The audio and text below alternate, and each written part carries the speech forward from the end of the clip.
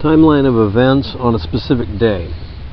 Otis Air National Guard Base, Falmouth, Massachusetts. Two pilots began to suit up and drove to their waiting F-15 fighter jets. Ordered to battle stations, seated in aircraft, engines not yet started. That's 8:30. 8:46, Flight 11 struck the North Tower of the World Trade Center, and the F-15s were ordered at that moment to scramble. Engines start up and other processes take about 5 minutes.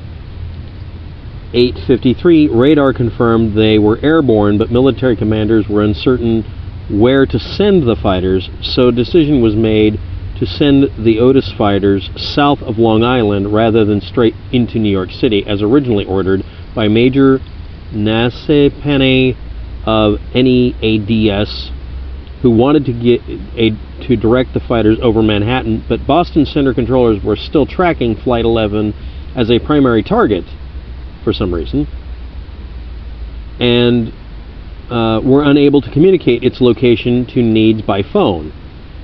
Boston Center tried to contact a former alert site in New Jersey, but it had been phased out already a long time ago. NEADS, NEADS personnel were still trying to pinpoint the location of the Flight 11 because they had not been given the information at that point, because it just happened. After news of an aircraft hitting World Trade Center began spreading, no decision was made to alter the course of the F-15s of the 102nd Fighter Wing.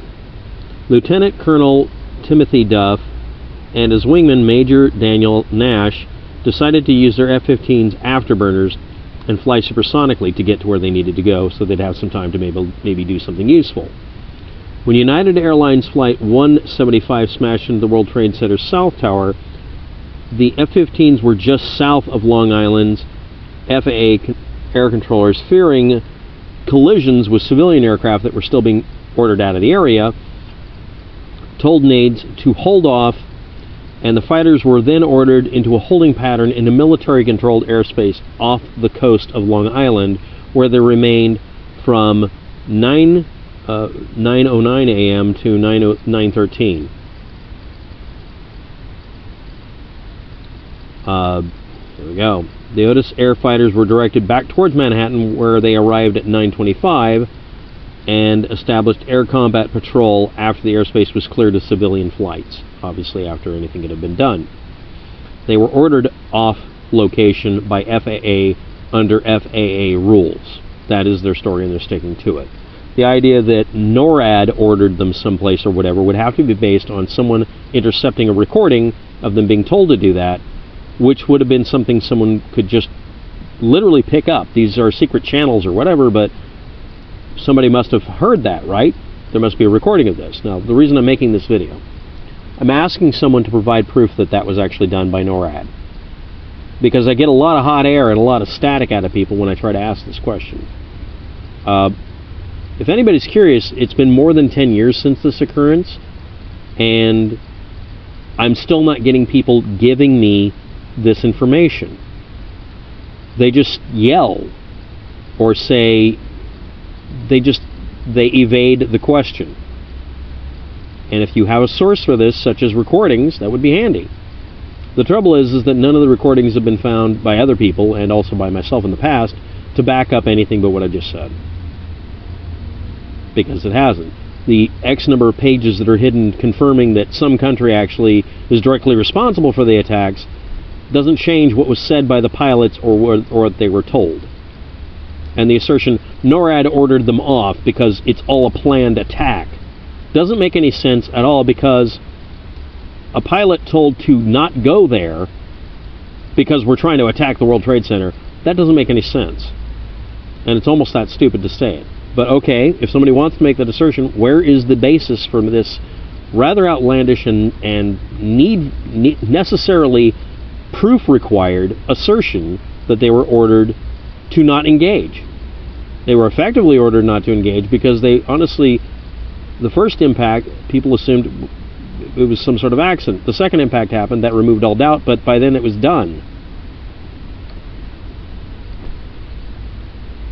And there are some quotes from some of the people who were involved that day saying they heard assertions or noises about something happening, but nothing was confirmed, and they didn't have the ability to confirm it. If anybody wants to, you can go talk to aircraft pilots that deal with the military and with the FAA, and you can find out how crazy it is on a daily basis. I know at least 2 air traffic controllers who can attest to this being really not sounding all that outlandish, especially under a crisis.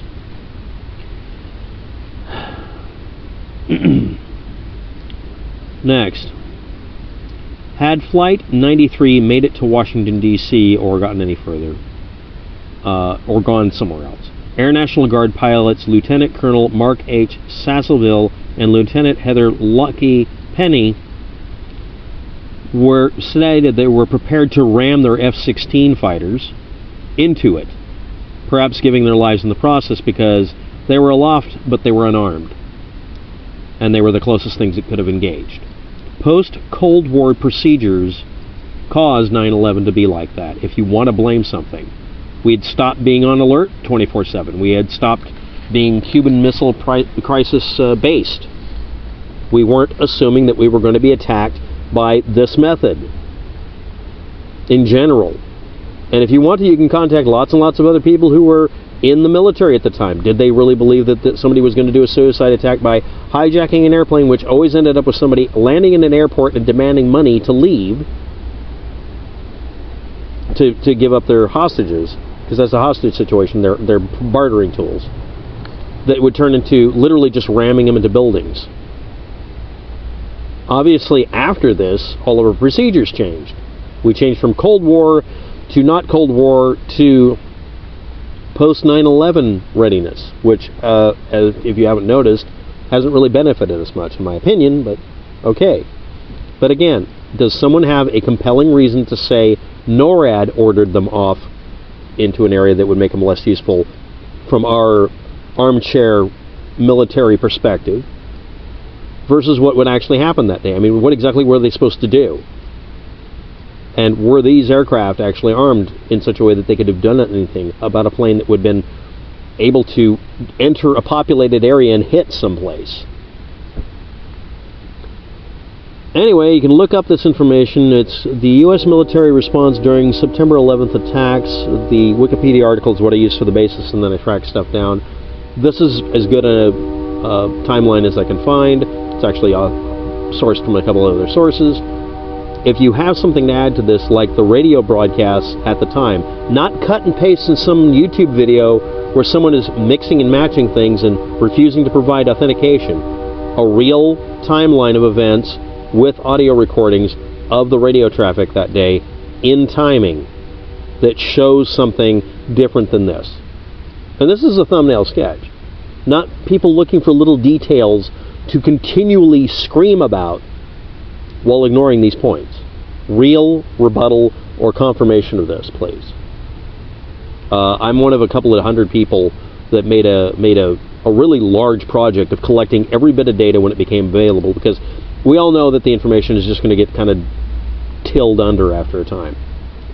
I still have a hard drive somewhere in storage with these audio recordings when they became available, but they're available on other websites. And other people have gone through and done transcripts as best they could, and some of the audio is horrible because radio transmissions are crap. If you're going to make an assertion that's different than what I've said, you have to provide a source of information that isn't just somebody screaming an opinion or focusing on one detail like a bolt or a nut that was turned 1 degree different or something like that. That's not helping. What happened that day that's different than this? And again, if you just have it lead to a 6-hour-long recording set on somebody's channel where they're screaming constantly, Jews did it, that's not helping anything. That has nothing to do with it. What happened that day, not what you think. Proof. It's a different universe than a lot of people want to live in. Thanks for watching. Have a good day. Good luck with that.